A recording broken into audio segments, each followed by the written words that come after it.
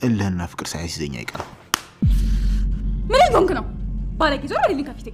አንቺ ዞርሽ በደንብ ይኝ እንጂ ምን አድርጊ ነው የምትለኝ?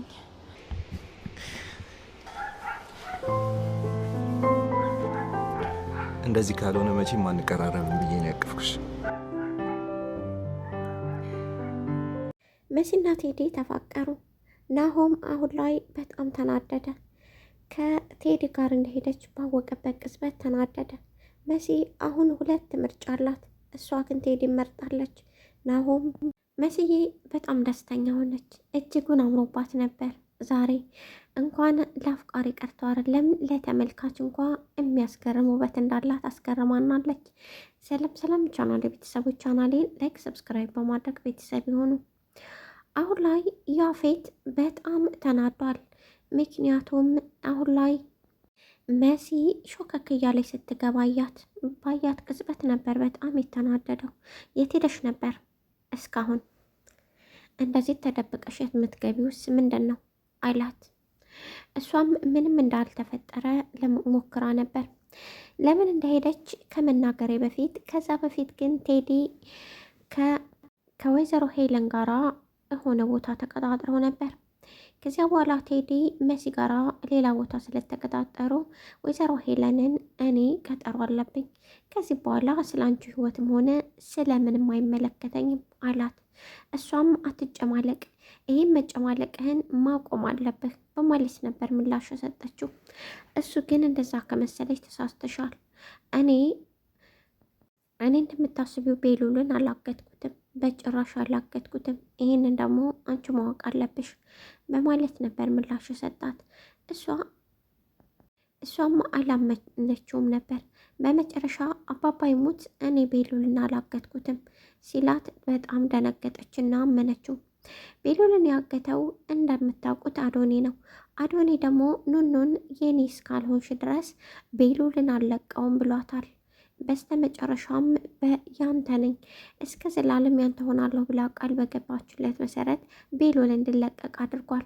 ቤሉልም ላጎቶ ደውሎ አጎቴ በቃ ይቅርታ አሁን ለቀውኛል፣ መምጣት እችላለሁ በማለት ነበር ምላሽ የሰጠው።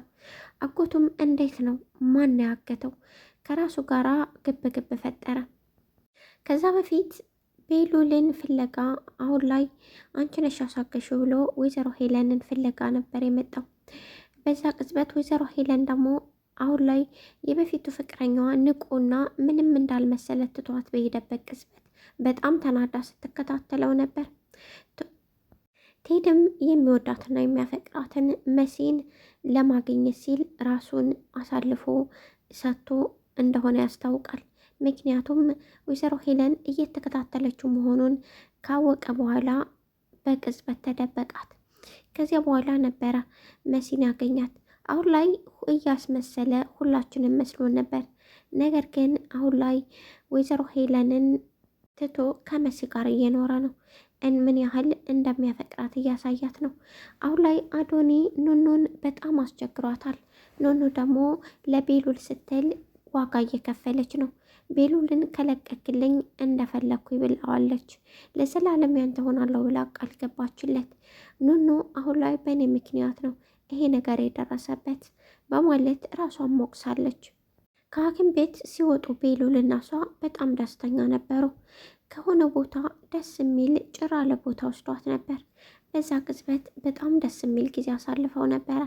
በዚያ ምክንያት ነው አሁን ላይ በእኔ ምክንያት ነው ብላ ደስታዋን ሳታጣጥም እንኳ አሁን ቤሉልን ለማስፈታት ስትል ራሷን ለሌላ ሰው አሳልፋ የሰጠችው። በሌላ በኩል ያፌት አሁን ላይ የእህቱ ልጅ ስለደወለለት ደስ ብሎታል። አሁን ላይ ውጭ ላይ እንገናኝ፣ እቤት ውስጥ እንኳ አልመጣም፣ እቤት ከመምጣቴ በፊት አንተን ላገኝ እፈልጋለሁ በማለት ነበረ ምላሽ የሰጠው። እሱም ምን እየተፈጠረ ነው? እንዴት ነው? በማለት ከራሱ ጋር እያወራ ነበር። እባክህን አጎቴ አንድ ጊዜ ወደ ውጭ ና ቶሎና ውጭ ከተገናኘን በኋላ ሁሉ ነገር እነግርሃለሁ በማለት ነበር ቤሉል እየተናገረው። አሁን ቤሉል አዶኒ እንዳገተው ሊናገር ነው ወይስ ወይዘሮ ሄለን የኑኑን መድኃኒት በቫይረስ አለብሽ ብላ ታላት ሐኪም ቤት ወረቀት አጽፋ ነበር።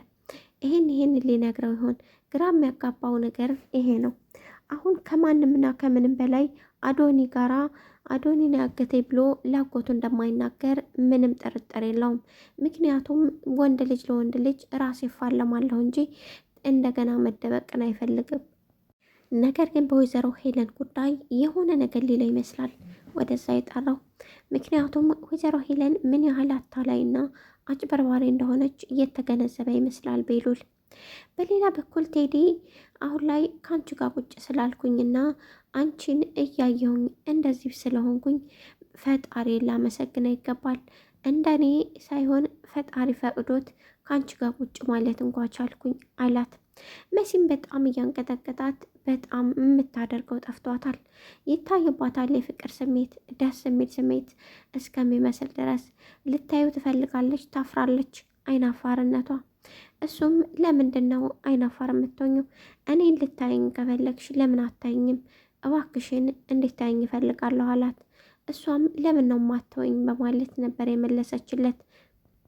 አንቺ እኔ ስለሆንሽ ቀርቶ አይደለም ከአንቺ ጋር ቁጭ ብዬ እዚህ ማውራቴ ለእኔ ምን ያህል ደስታ እንደሚሰጥ ምንም አልገባሽም። እኔ አንቺ ጋራ እዚህ በመቀመጤ ብቻ በጣም ደስተኛ ነኝ አላት። እሷም ደስ አላት። ከዚያ በኋላ ነበር መስዬ ሲላት አቤት ስትል ወይ የበይኝ አላት።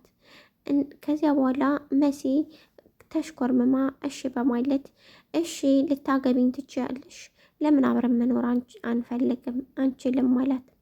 እሷም ውሸታምና አጭበርባሪ ባትሆን ኖሮ ቶሎ ነበር እሺ ብዬ ካንተ ጋር መኖር የምጀምረው። ምክንያቱም ያው መሲ ስሜቷ እንደሚታየው ከሆነ ልጁን ታፈቅረዋለች፣ ማለቴ ቴድን እንደዛ አለችው። እሱም እንዳትጨናነቅ ብሎ በቃ ተይው አላት። አሁን ላይ ኑኑዬ በጣም አስለቅሷታል። ከመከራዎች እየተደራረቡ እያሳዘኑኝ ነው። ከቀን ወደ ቀን ለምን እንደዚህ እንደሚሆን ባላቅም መከራዎች ግን ለእኔ ቀላል ሆነዋል። በእያንዳንዱ ታይም የኔ መከራ አያልቅም በማለት ነበረ ከራሷ ጋር እያለቀሰች ስትናገር የነበረው። አዶናይ ቤሉልን አስፈራራው። ከዚህ በኋላ ኑኑ ጋር የደረስክ እንደሆነ እኔን አያደርገኝ። ለመኖር የምጓጓለትና የምሳሳለት ነገር ቢኖር ኑኑ ናት በማለት ነበር የመለሰለት። ኑኑ ይሄ ብቻ አይደለም፣ በጣም ብዙ ስቃይና መከራ የምታሳልፍበት ሌላ ደግሞ የኑኑ አፍቃሪ መጥቷል። ይሄ የሚገርመው ነገር የገጠር ልጆችን ወደዋቸው ሊሞቱ ነው። ራስ በራሳቸው እየተጋደሉ ነው። መሲ አሁን ላይ 2 አፍቃሪም ወጥቷል፣ ቴድና ያፌት አሁን ላይ ቤት ክላስ ገብታ ስልክ እያወራች ተደብቆ ሲያየት ነበር። ቁንጅናዋን ሲያደንቅላትና አንቺን የመሰለማ አሳልፌ አልሰጥም የፈለገ ቢሆን በማለት ነበር ያፌት እየተናገረው። እሷም ከፊት ዘወር በደለኝ ምንድራ የምትፈልገው በማለት ገፈትራ በጥፊ ያለችው። እሱም ሊመታ ሲል የመሲ እናት መጣች። መስዬ ምን ሆነሽ ነው? አሞሽ ነው እንዴ ስትላት ገደፍ አድርጎ አያለመማትም አለ። አሁን ላይ ያፌት ከመሲ ፍቅር ይዞታል። ኑኑዬ ደግሞ 3 አፍቃሪ፣ ሌላ ደግሞ ጉር መጣ። የኤልሱ ጓደኛ ነኝ እያለ ኤልሱን ብር አምጪ የሚላት ልጅ አሁን ደግሞ የኑኑዬ አፍቃሪ ሆኖ መጥቷል። በጣም ይገርማል። ውድና የተከበራችሁ የቻናል ቤተሰቦች ቻናሌን ላይክ፣ ሰብስክራይብ በማድረግ ቤተሰብ አድርጉኝ። አዲስ የሆናችሁ ላይክ፣ ሰብስክራይብ በማድረግ ደግሞ ቻናሌን አበረታቱኝ።